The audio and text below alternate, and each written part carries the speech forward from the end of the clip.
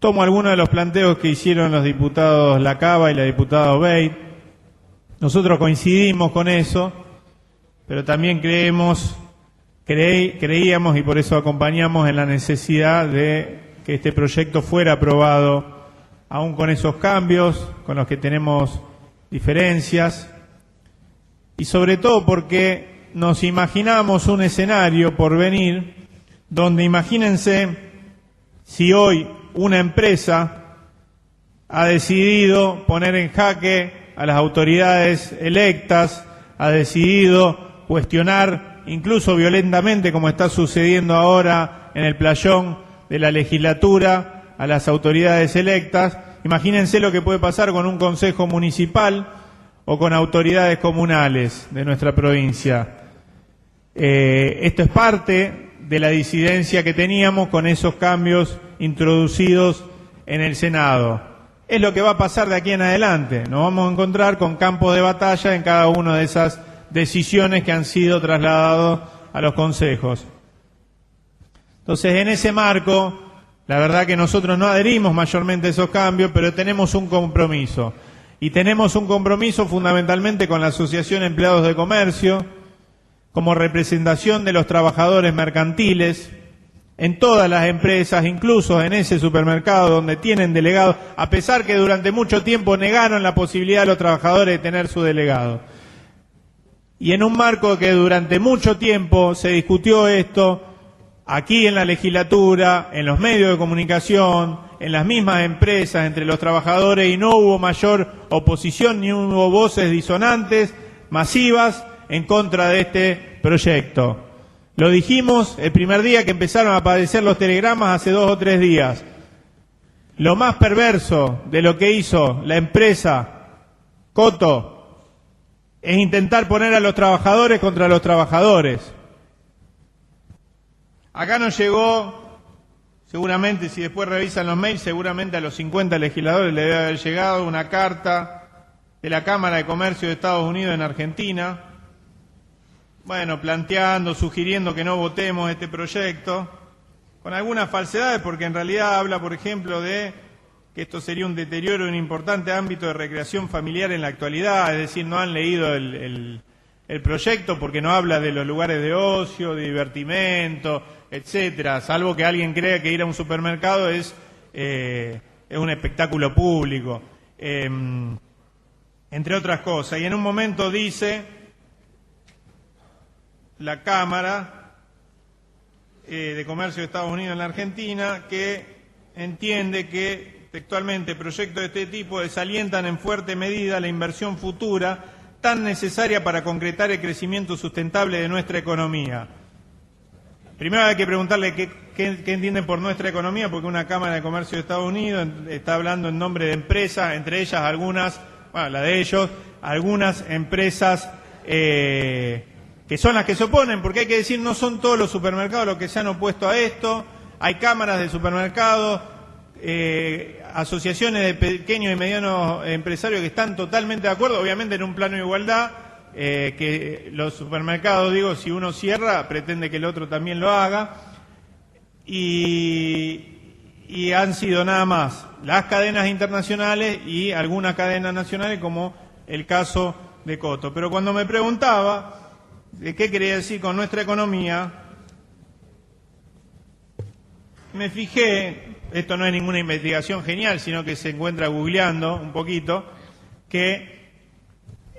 Alfredo Coto compró por $125 millones hace 2 meses un terreno en la bahía de Miami para ampliar sus inversiones hacia el rubro inmobiliario. Está en todo su derecho, a uno le gustaría que esas inversiones sean en la Argentina. Una empresa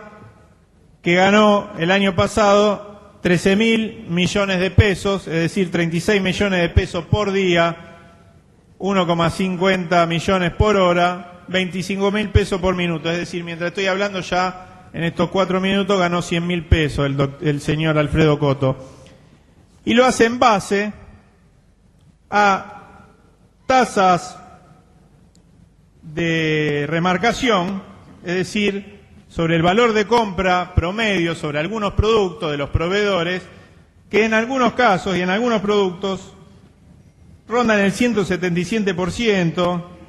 70%, depende del producto, 80%, 66%, 50%, mientras en Estados Unidos y en Europa se promedia generalmente la tasa de remarcación por encima del precio de los proveedores es de 7% a 9% como máximo en esos otros lugares. En el caso de Coto creo que no tiene bocas de expendio en algunos de esos países, pero algunas de estas otras empresas que cuestionan esta decisión sí la tienen. Carrefour, por ejemplo, en su país de origen, promedia entre un 7 y un 9% de ganancia por sobre el precio que le pone el proveedor. Este es un problema, evidentemente, que excede a la provincia de Santa Fe, digo, para si alguien va a hacer algún tipo de aseveración, y que tiene que ver con la concentración económica que no se ha podido revertir aún en nuestro país. Pero evidentemente, y por eso tomo lo que decía el diputado Daniele, acá estamos discutiendo una cuestión mucho más amplia que el descanso dominical. ¿Alguien cree que va a afectar la tasa de ganancia multimillonaria de la empresa Coto o de Carrefour, etcétera? Un cambio que en realidad es un cambio exclusivamente cultural, en la cultura de compra, en este caso de los santafesinos.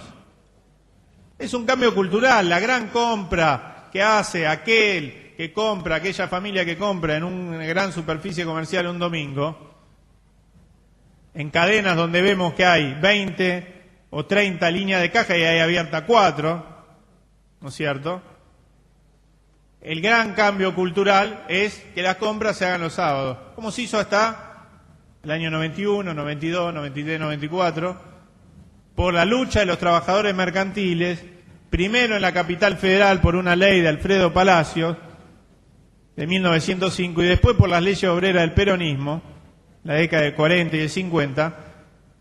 y era algo totalmente naturalizado, incorporado a la cultura de los argentinos, que los trabajadores, empleados de comercio, los domingos no trabajaban. Vino el decreto de regulación de Menem y Cavallo, eso cambió, y estamos intentando recorrer un camino inverso de recuperación de derechos conculcados. Si ustedes me preguntan si esto que se tiene que legislar nacionalmente, provincialmente, etcétera, etcétera, hay posibilidades de hacerlo, lo estamos demostrando aquí, regulando el horario de apertura. Pero además, y esto creo que es lo que incomoda a algunas empresas, esto puede sentar un precedente que se puede ir dando en otra provincia y generar una discusión nacional que impacte sobre la legislación nacional. Repito, nosotros estamos muy contentos de ser parte de una legislatura, como dijeron los diputados propinantes, que se juega por los derechos de los trabajadores. Somos parte de una legislatura que ha votado proyectos de leyes, algunos que se han convertido en leyes, otros que lamentablemente aún no, como la ley que refiere a la quita de subsidio a los trabajadores de la educación privada en aquellas empresas que expulsan sin causa a los trabajadores, la ley SADOP, como se la conoce, entre otras. Pero una legislatura que siempre ha marcado un rumbo y ha tomado decisiones que para nosotros, a la hora de definir en función de los derechos de los trabajadores, son correctas. Muchas gracias.